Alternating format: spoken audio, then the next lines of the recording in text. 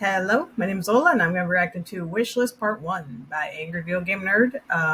Wow, just like the Bible games, it was heavenly requested. And it was requested by Pro Hyperspace 2, Ratchet the Rat 96, Kung Fu Geek 2, Rando of Blood X, Max Livingstone, Rudy Flores, the Switchblade, JW, and Smaster. Thank you, all of you, for this request. Yeah, let's check this out. And if you want to like, comment, subscribe my channel, you can. If you don't want to, that's fine too. I won't hold a grudge.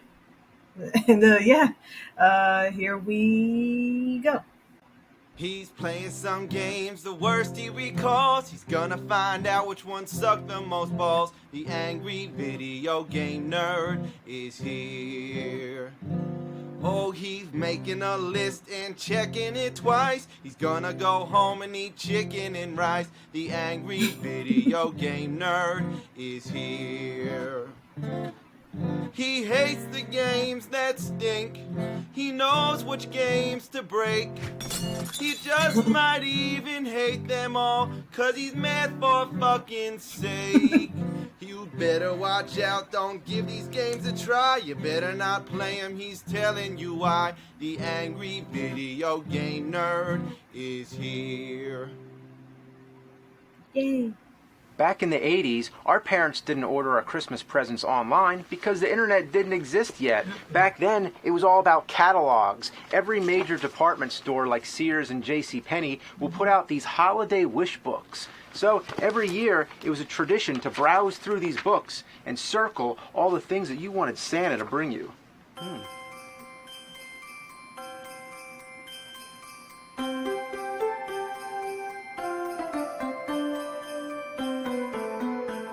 Everything you could possibly imagine was in these books. There were video games, of course. You'd see all kinds of crap like the Rollin' Rocker and Dr. Jekyll and Mr. Hyde. For $39.87? That's criminal. Speaking of prices, it's funny that at some point, the NES and the Atari 7800 were both the same price. For the 7800, it says it has super responsive joysticks because they knew the Atari 5200 controllers were pieces of shit. Yeah, having a responsive controller is kind of a necessity, wouldn't you say? Also, Super 8 cameras and VHS cameras coexisted. A new VHS camera could cost $1,000. Yeah, being able to record yourself with actual footage was a luxury. My family always had to rent one. There were action figures, you had Ninja Turtles, Inhumanoids, the real Ghostbusters, as well as the other Ghostbusters that nobody gave a shit about. There was the giant G.I. Joe aircraft carrier, all kinds of toys, everything. You can tell that the people who photographed these action figures didn't know anything about them. Like, why is Lion-O and Mumra riding together in the Thunder Tank?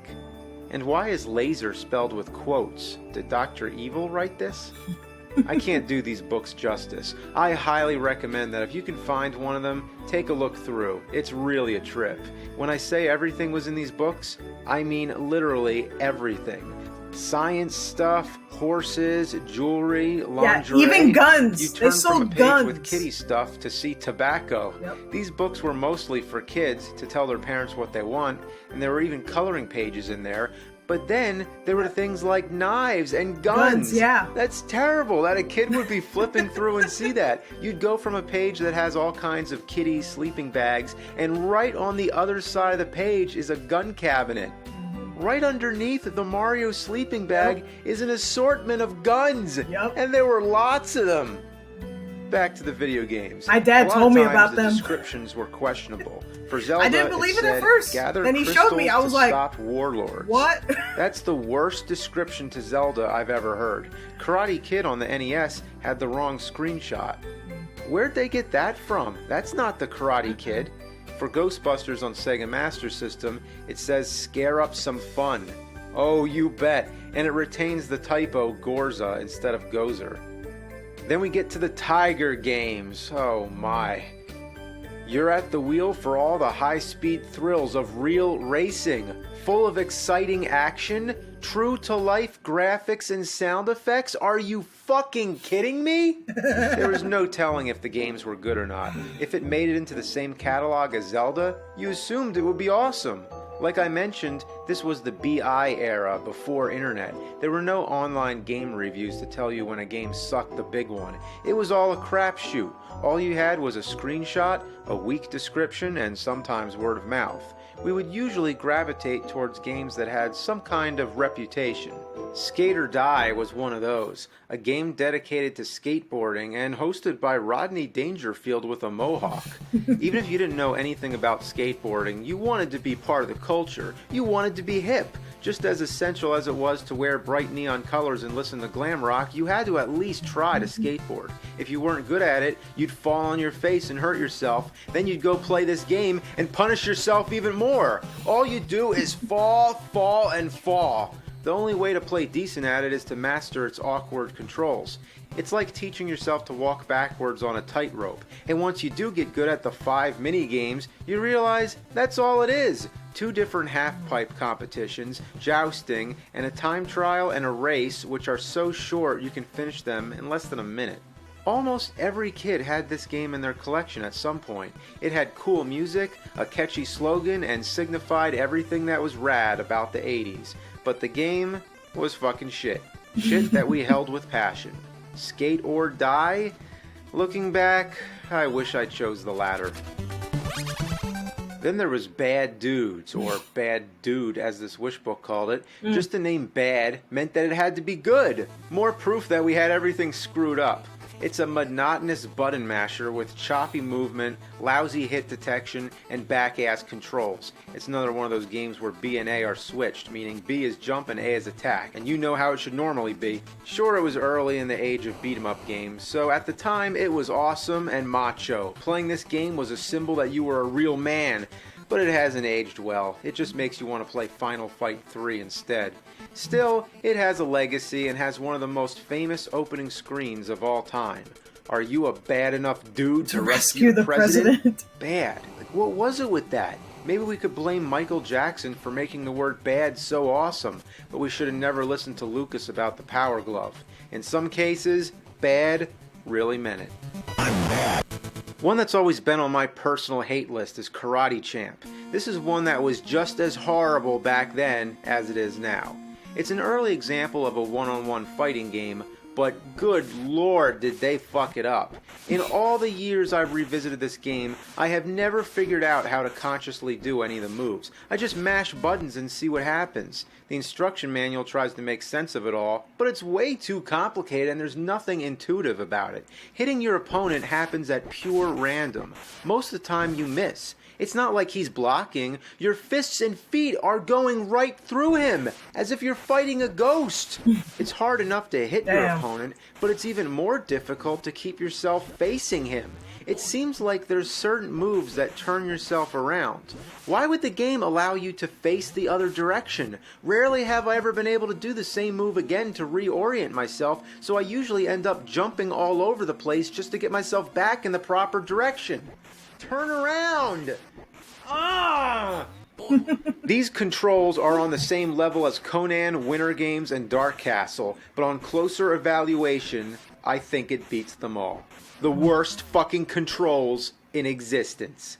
And there's no variety, except for a bonus stage where all kinds of shit flies at you. It's a hopeless situation. Other than that, you fight the same opponent the whole game. In fact, there's no difference between the two characters. It's the same guy fighting the same guy for all eternity. Sure, the backgrounds change, but it doesn't affect the gameplay at all. Even the characters don't seem to exist in the same dimension as these backgrounds. No matter the perspective or the lighting condition, they remain unchanged.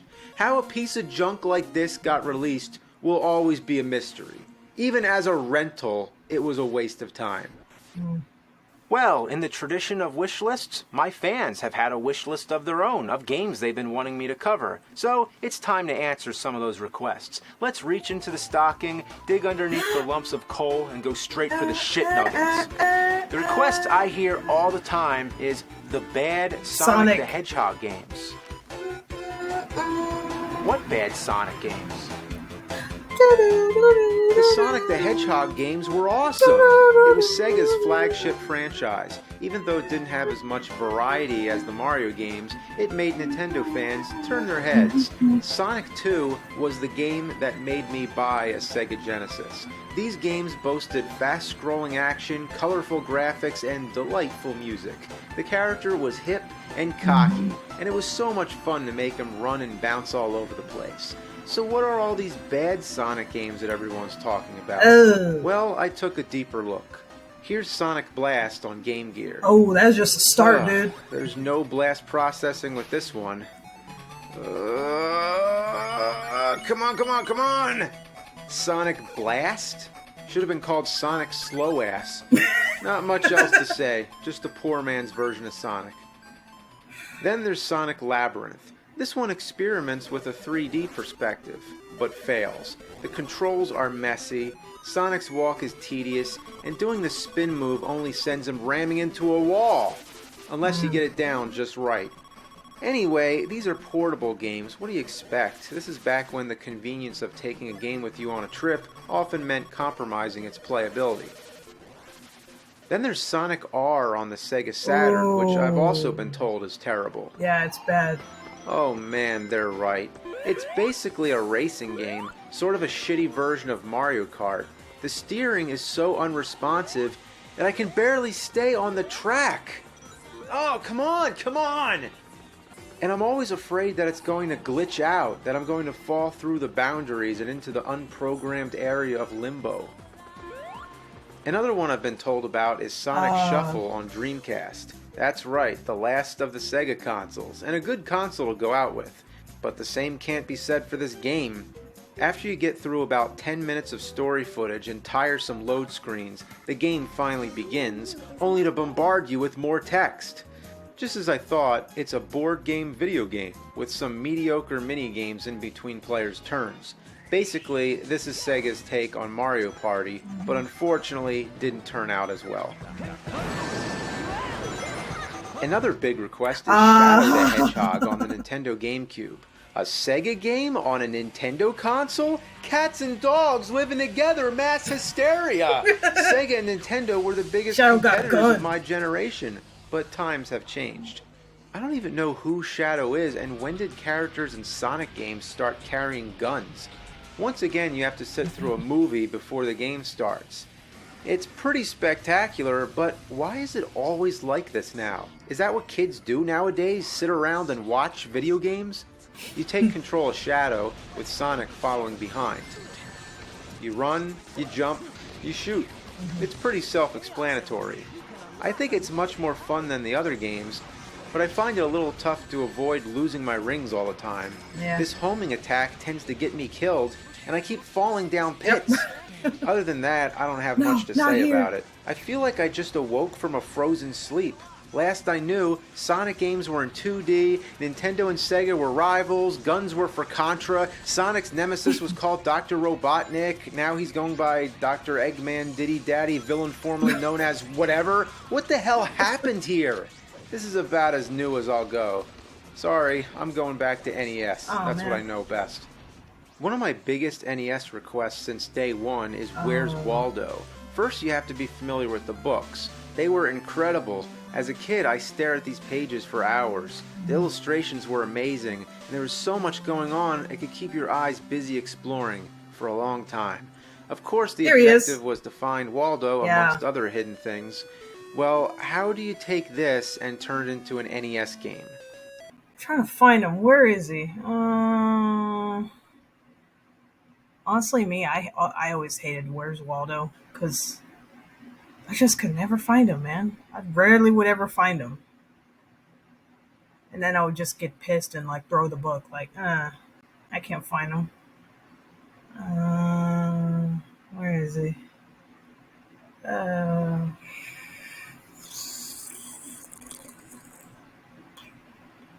I can't find him. I don't know where the hell he is. Is he? I can't find Waldo. I hate Where's Waldo, man. I hate it. Because I could never find him, man. I rarely would ever find him. Like, This is what happens. It's as if the pages of the book have been chewed up, digested, and shat out an 8-bit ass. How can you find Waldo in this? I Where don't the know. fuck is Waldo? He doesn't even know where he is. And that's all you do. You just move the Is that square him? around the screen and hit the button if you think Waldo is in that area. Even when I do find him, I still don't know which one he's supposed to be. It's really not hard anyway. You can just keep trying every space on the screen until you win. The only thing that happens if you pick the wrong area, you lose time on the timer. But it still seems like a better option to guess your way through the game rather than actually trying to find Waldo with your own eyes. In between the stages, you're forced into watching Waldo walk from one place to the next. And he never walks in a straight line. He just wanders all over the place, like he doesn't have a clue where he's going. Why do we need this cutscene anyway? Couldn't we just go straight to the next stage?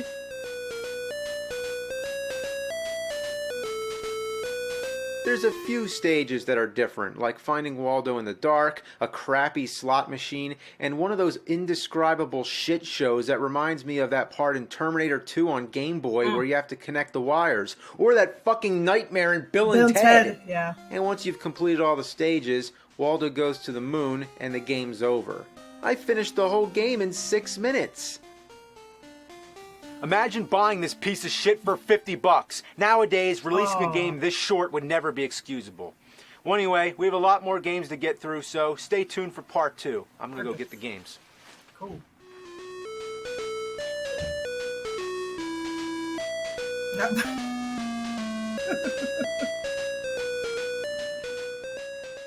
Just like Waldo.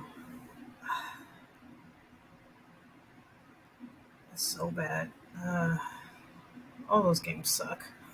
They all suck. Why do they suck? Yeah, I remember. I remember talking to my dad about Sears, and he told me about oh man, they sold all kinds of stuff like they would not sell at stores today. Like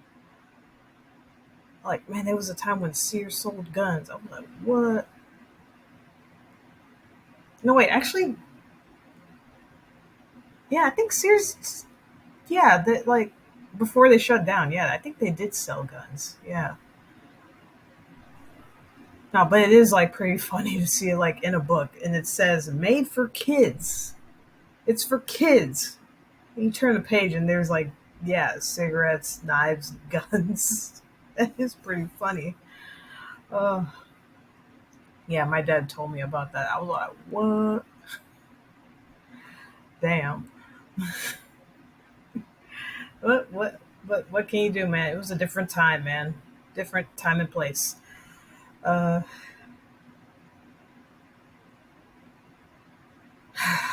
and like I said, man, with Waldo, like I never liked Waldo, man. Like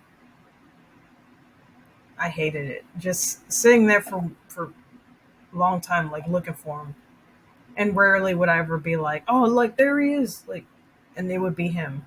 I would just look and just like just give up. Like, nah, I can't find him. I don't know where he is. You find him. I don't know. And I would feel like a complete idiot when somebody points him out, like, oh, he's right there, and I'd be like, I couldn't see him. I couldn't find him. Uh, yeah. uh, he definitely needs to look. I want him to look at Shadow the Hedgehog. I've seen his reviews of Sonic '06. It's so funny. Uh, yeah, that game was bad. Really, what he really needs to look at is Sonic Boom. And in case if you want to know how I know about the Sonic Shuffle, Shadow the Hedgehog, and was it Sonic R? Was because I watched Game Grumps played it. I watched Danny and Aaron uh, play those games, and oh my god, this is so bad. Those games are so bad. Whew. Yeah, that one, Karate Champ, Bad Dudes, like Skate or Die. I watched. First time I heard about this game, I watched Caddy Caddy Chris look at it and like yeah, game is so bad, so bad. Yeah, that Karate Champ. Like, how are you gonna release a game where it's like, man, like even the controls like don't make sense, like, and it's bad. Like, I guess that's just the mystery. Anyway, yeah, that's it. That's my reaction to Wish List Part 1 by Angry Video Game Nerd. Everyone, take care of yourselves, each other. Have a happy holidays, and I'll see you in the next one. Bye.